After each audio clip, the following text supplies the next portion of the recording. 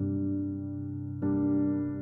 lost my dad January 6, 2025 to fentanyl poisoning. Actually 1/3/25, but he was not found until 1/6/2025.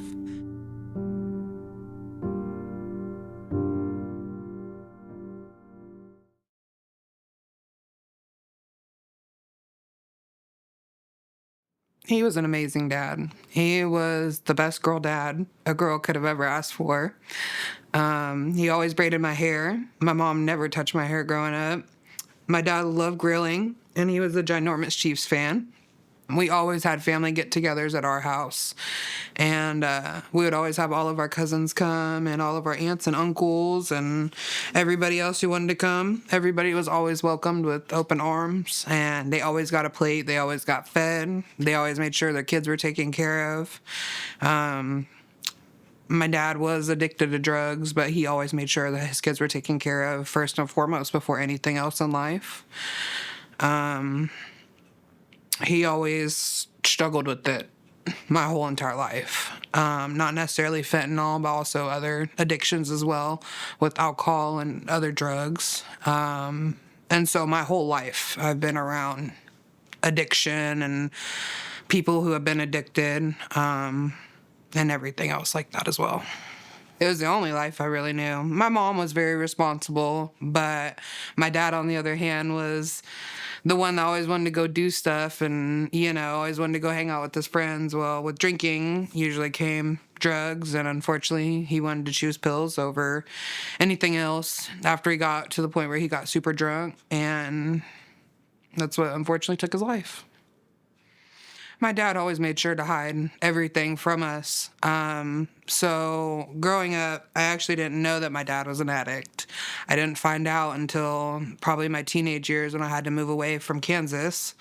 I was getting into trouble myself and just running into a bad life that I didn't deserve or want for myself. So I decided to move and get away to make it easier for myself. Well, in between time, me and my dad were very, very close, and I talked to him every day all the way up until he passed. And my dad went through a really big depression with me moving, and I didn't realize that started a huge flare-up in his addiction that nobody knew. My dad got super depressed for months. He wouldn't leave the bed except for to work. He didn't do anything at all. And I feel like that's when the actual addiction part started. Like the being consistent on medicines and the needing it and the I have to do this now, and it's no longer an option. It's I have to do it or else I'm going to be sick and go through withdrawals. It started with tabs, him doing lower tabs, and then, he went to hydros, and after hydros, he got pills that weren't real, and he got very sick, and he tried to do some more, thinking that the withdrawals would go away with it. Well, the withdrawals never went away, and they just got worse and worse and worse. And he didn't realize that he was laced with fentanyl from his own best friend at the time. And from there, it was just a snowball effect. And his addiction got worse. He quit going to work. He was calling out. He was leaving. We were all supporting him and not realizing it, because I didn't even find out my dad was addicted to fentanyl until 2 years after he was actually hooked. A lot of people knew and just didn't tell me because I was the child. But I found out when I was probably about 23 that my dad was addicted to fentanyl. And I had no idea what it was. I couldn't even tell you. I didn't have any clue on what it was. I only knew the regular street drugs that everybody talked about and how everyone was doing pills or Xanax and everything else like that at the time. And so I had no idea what fentanyl even was. Well, we started going to my aunt's house, and going to my aunt's house, we were finding tinfoil that was burnt up at a lot of places. But we still didn't know. Because at that time, I never knew anything about stuff like that. I didn't know about smoking pills. I didn't know about anything like that. I only knew about like cocaine and weed and regular drugs that everybody talked about on the day-to-day. And I didn't know seeing straws and foil was not normal for other people, because that's what I had always seen. So my dad got very reckless. He was addicted to fentanyl a total of 4 years before his passing. He got very reckless in between, in and out of jail, stupid stuff like driving on suspended, or, whatever the case may be, up until he got a DUI charge for wrecking his car because he had overdosed on fentanyl while driving. My dad had made the news for it. He was left unsaid, but he did wreck his car into a 6-foot creek. And that car he had only had for a week and a half. He had just put tags on it the day before. And we had got the phone call. I was working. And a girl that I actually knew, she ended up seeing the whole car accident and everything else that happened. And so she stopped to help my dad. And my dad asked her age and what her name was. And she said it. And she was my age. And so my dad was like, "Oh, you must know my daughter." Well, ironically, I did. And she blew up my phone. And I was in the middle of doing nails because that's my profession. And blowing up my phone, just constant texts back to back to back to back, phone calls back to back to back to back to back. I probably had 40 missed phone calls and texts by the time it was all over with. Well, I knew my dad was doing what he was doing. It was nothing unknown to me. We dealt with it for a really long time. I tried to get him into rehab and everything else. Well, he went to a restaurant one day, and he had went inside and got some food. And after he came outside, he smoked fentanyl. He had enough time to put his car into drive, and he had overdosed as soon as he had put his car into drive. And he just fell asleep behind the wheel, technically. And when he fell asleep, his car rolled throughout the whole parking lot and then went down the cliff into a creek. And when that happened, it was just a real big eye-opener on just how bad things are. And my dad could have killed himself. He ended up breaking like 4 ribs just from that. And he hurt himself a lot. And he got a DUI. And the people who helped him knew. They Narcaned him on the scene. So it wasn't obvious that it was drugs. And my dad was going to court for it. He was on probation. His probation officer let him slide on a lot of things. And I feel like that was an issue. Because they knew what it was from. The courts knew what it was from and everything too. And they just let him do whatever. They didn't drug test him. They didn't do any of that stuff. And I just feel like the court system failed him too. Because they knew.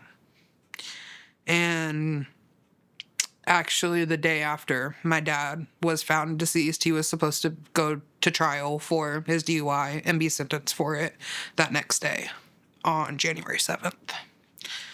So not only on top of did I have to worry about my dad passing, I also had to worry about the court system and what was going to happen with that and how they treated my dad when they found him deceased, because needless to say, it wasn't good. They treated him like he was an addict and that he wasn't a person. But in all reality, that's a dad. That's a cousin. He was a son. He was an uncle. And they just didn't care.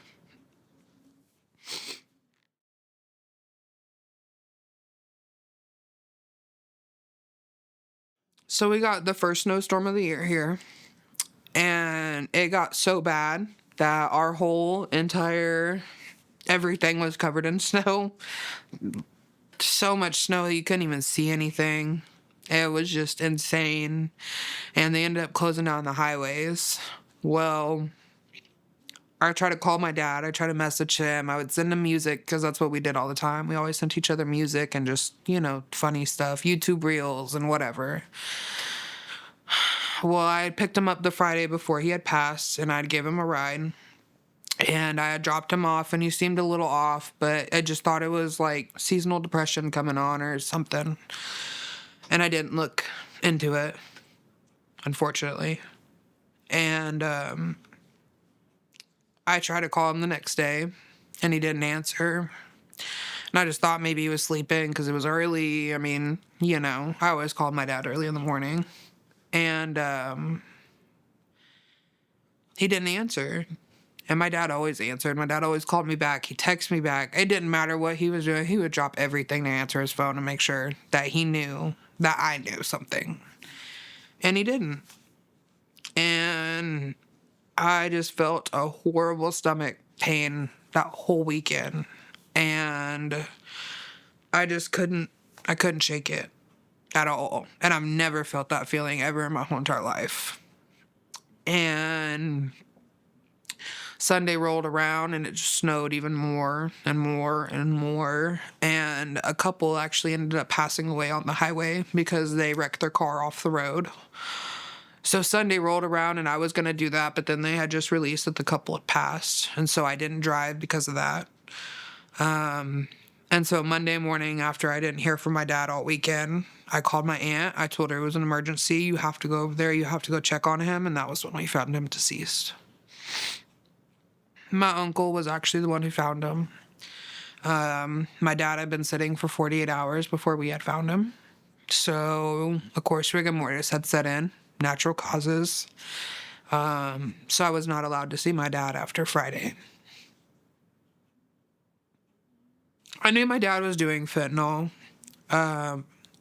because I had somebody come forward about my dad's addiction, and that was how I found out originally, and that was almost 3 years prior.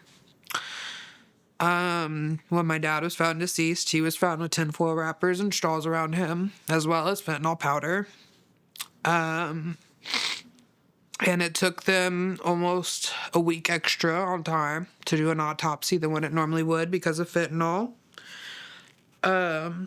They had tested the powder that was found around him.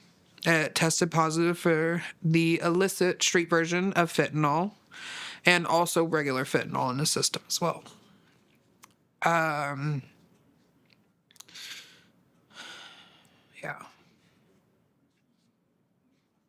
When he was found with all the paraphernalia that he did his drugs with. And so, of course, because of that, they treated him like that. So, when my dad was found deceased, I had went over there the next day because I was curious. There had to be something. There had to be somebody who stopped by because my dad had no car because he had just wrecked it a couple months prior. He couldn't walk anywhere. He couldn't do anything without it being noticed. And after my dad was found deceased, the only things that they took around him were the paraphernalia and the drugs. And they left his phone right there on the dresser right next to him, like a foot away. And I took that and I took it to the police and I was like, hey, this is phone. This is going to tell you everything that you need to know. This is going to tell you everything. And to be honest, it needs to come to justice. And that's exactly what I told the officer. The officer looked at me and said, okay, we'll download everything. We'll do what we need to do. Yada, yada. Got to that point. It took them almost a whole month to download my dad's phone. Once it did, they told me that there was no messages that had shown any form of deliveries. After I got my dad's phone back, I seen all the messages. That showed deliveries, that showed drug deals, that showed all this stuff. And nothing will ever be done. Nothing The cop actually told me that. The case is closed, and once it's closed, it's closed. So there will never be any justice for my dad. And the bad part is we have his dealer on video, too. I have messages of him showing that he was dropping drugs off. I have his car. I have his face on video. I have it all, and they will not do nothing about it.